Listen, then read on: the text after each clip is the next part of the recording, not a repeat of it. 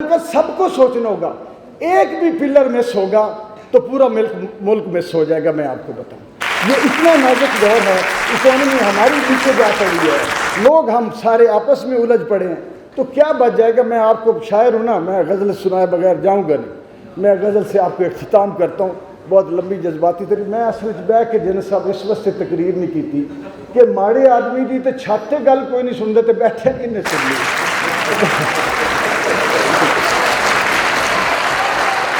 ہمارا مد مقابل ہو نیچ جتنا بھی، ہم اہل ظرف ہیں تعظیم کر کے مارتے. ایک بات کہی جاتی ہے جو پہلے بھی دہرائی تھی کہ صحابت کا ادب سے بڑا گہرا تعلق ہے. میں تو یہ کہہ سکتا ہوں کہ میں ادب کی پردس میں بیٹھا ہوں، پر اتبار شاہ سب سے کر کے بات کریں گے اس بارے. ہم کہتے ہیں کہ قومی کہتی یا کوئی بھی ہمارا موضوع ہو جس کی ترویج کرنی ہو، جس کا پرچار کرنا ہو تو ادب کا سہارا لیا جاتا ہے. پر ایسا آپ سمجھتے ہیں کہ ہم بہتر سمت میں اس حوالے سے اور آنے والے مستقبل کی ادب کے ذریعے بہتر تربیت کرنا ہے؟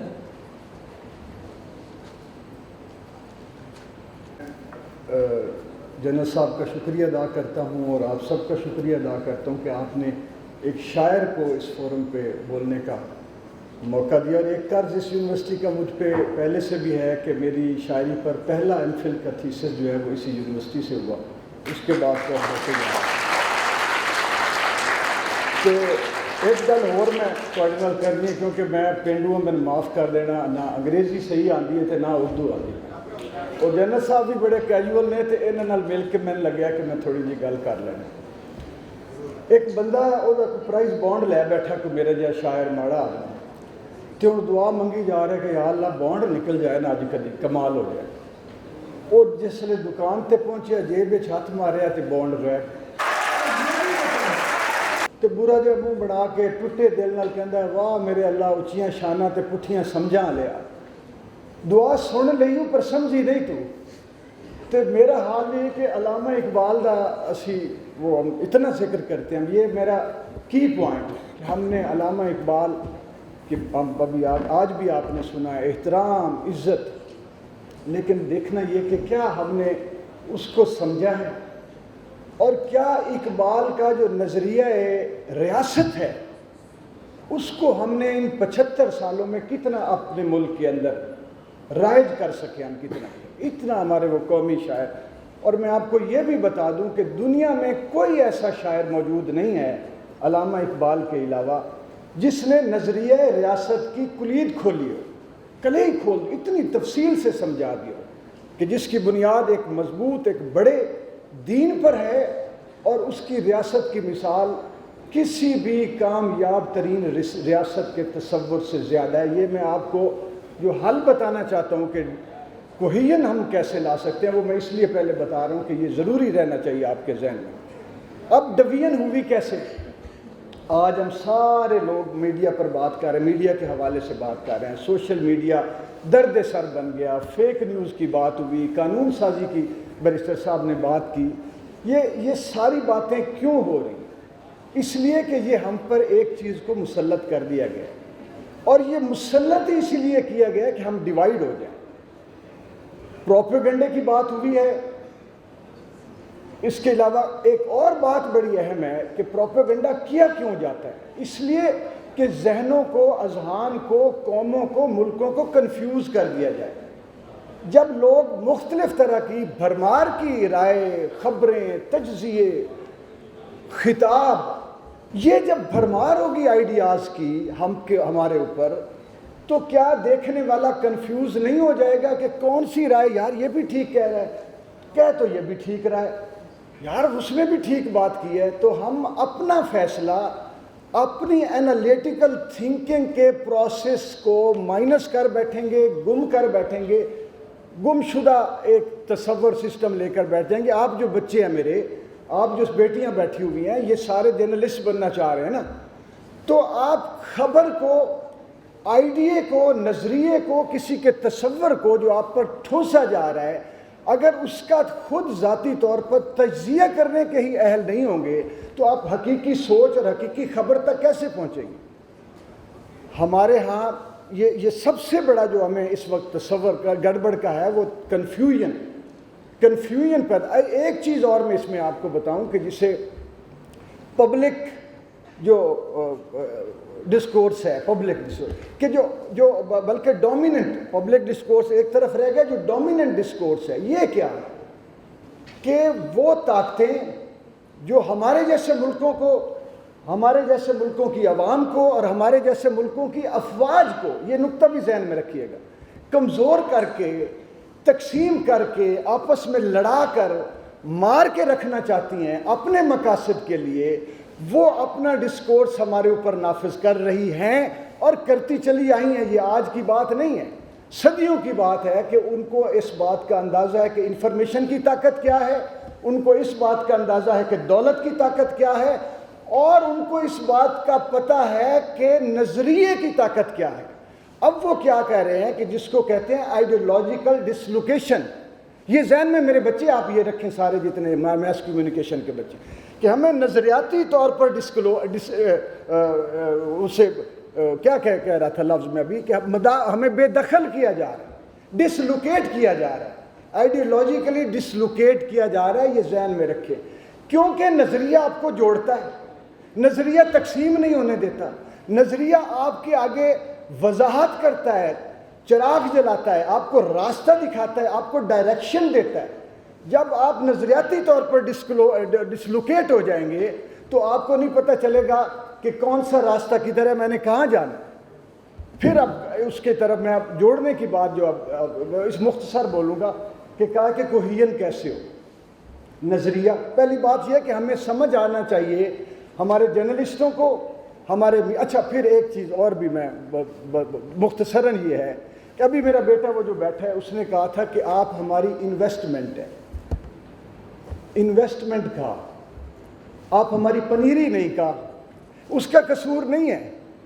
یہ انویسٹمنٹ، یہ پروفٹ، یہ خسارہ، یہ وہ جارگنز ہیں جو ہمیں بتائے جا رہے ہیں ہمارے اوپر. انہوں نے استری کر دیے ہیں، نشان بنا دیے باجوہ صاحب کہ ہم اس سے نکل ہی نہیں سکتے. بھائی انویسٹمنٹ کا مطلب ہم پازیٹیو لے رہے ہیں، لیکن انہوں نے یہ الفاظ ہمیں ٹھونس دیے ہمارے اوپر، ہر چیز کو کمرشلائز کر کے. یہاں پہ آپ لوگوں کو مجھ سے زیادہ اس بات کا پتہ ہے کہ کوک اسٹوڈیو کون نہیں جانتا. اس نے کیا کیا ہے، آپ سب لوگوں کو اپنا اسیر کیا ہوگا، اربوں روپے کی ایڈورٹیزمنٹ چلائی اور ہمارے اوریجنل میوزک کو ختم کر کے رکھ دیا. اس لیے کہ اوریجنل میوزک، اوریجنل شاعری، فیک شاعر بھی بہت ہیں، وہ بھی آپ کو پھر کبھی بتاؤں گا. اوریجنل میوزک جو ہے وہ انسان کی جمالیات، اس کے جذبات، اس کے احساسات کو جیسے وہ ترتیب میں لاتا ہے، اس کو جوڑتا ہے، انسان کو اندر سے حسین بننے کی طاقت دیتا ہے، اس کو وہ ڈسلوکیٹ نہیں ہونے دیتا. اس پہ ہٹ کیا. اس کے بعد شاعری پہ آج آپ کو ہر جگہ پہ طوفان نظر آئے گا، فلاں جشن، فلاں جشن، فلاں فیسٹیول. اور فیسٹیوٹی میں کیا ہے، لٹریچر کے نام پہ فیسٹیول ہے، اور ایک جتھا ایک جگہ سے اٹھتا ہے، دوسرے جتھا پہنچ جاتا ہے شہر میں. کراچی سے 20 بندے اٹھے لاہور سے 20 بندے اٹھے اسلام آباد. وہ ایک خاص کلاس اس کے اوپر نافذ کر دی گئی ہے، پیچھے فنڈز دے دیے گئے. اور وہ ہوتا کیا ہے کہ جنہوں نے سوچ دینی تھی، جنہوں نے شعور دینا تھا، جو علامہ اقبال سے ڈائریکشن لیتے ہیں، جنہوں نے آپ بچوں کو بتانا تھا کہ علامہ اقبال نے فرد قائم ربط ملت سے ہے تنہا کچھ نہیں، اس کی آپ کو اس طرف راغب کرنا تھا، ان کو دھکا لگا کے دیوار کے ساتھ لگا دیا گیا. تو بیٹا یہ بہت بڑی سازش ہے ہمارے وطن. ابھی اٹھیں گے دانشور، فوج نے یہ کر دیا، جنرل نے یہ کر دیا. آپ کیا سمجھتے ہیں کہ اس کے پیچھے انہوں نے ہماری فوج کو اور ہماری عوام کو آمنے سامنے لانے کے لیے 75 سال لگائے؟ وہ ادارہ جو اپنی جانیں قربان کرتے ہیں، کون ہے سینے سے بم باندھ کے ٹینکوں کے نیچے لیٹنے والا؟ بتائیں مجھے. یہ اپنی جان سینہ لے کے چلے جانا کہ گولی لگے گی، اور اپنی اس مورچے پہ کھڑے ہو کے مورچے پہ کھڑے ہو کے جانے سے پہلے آپ اپنے بچوں کو فون کرتے ہیں. کس دل سے کرتا ہوگا وہ جوان کہ خدا حافظ، پتہ نہیں میں غازی بن کے آتا ہوں کہ شہید بن کے آتا ہوں. اور ماں باپ شہادت کو میت وصول کر کے بھی وہ سرخرو محسوس کرتے ہیں رب کی ذات کے اندر. یہ ہمارے جذبہ شہادت پر اتنی کاری ضرب لگائی گئی ہے، شہداء کی یادگاروں کو مسمار کر کے، ان کی بے حرمتی کر کے، بے تکریمی کر کے، کہ آپ لوگ ابھی اندازہ نہیں ہے جی، سٹ نوی نوی ہے، ہولی ہولی پتہ لگے گا کہ جذبہ شہادت سے، اور پھر افواج پاکستان کے پاس جو جذبہ شہادت ہے شاید اتنا بے مثال ہے کہ مثال نہ ملے. تو یہ اتنا کمپلیکیٹڈ ہے یہ میڈیا، یہ سارا کچھ. آج ہمیں کیا ہے کہ ہم کہہ رہے ہیں کہ جی فوج نے کرا دیا، پی ڈی ایم نے کر دیا، پی ڈی ایم والے کہہ رہے ہیں کہ جی یہ عمران خان یہ ہے. کوئی کسی شہر کے قتل میں میرے نزدیک شہر والے سبھی ملوث ہیں.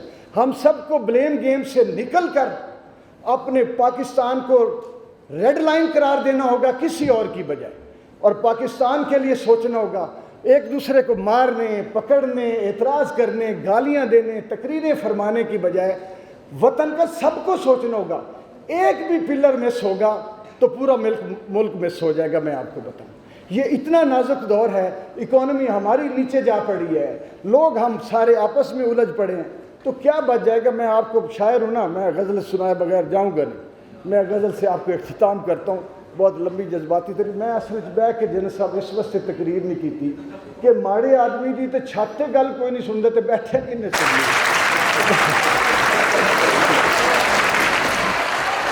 میں چند وہ چاروں سمت سے تنظیم کر کے مارتے ہیں. اب یہ میں بتا رہا ہوں کہ پاکستان اور ہماری پوری قوم، ہماری افواج، ہمارے ملک کے ساتھ ہو کیا رہا ہے.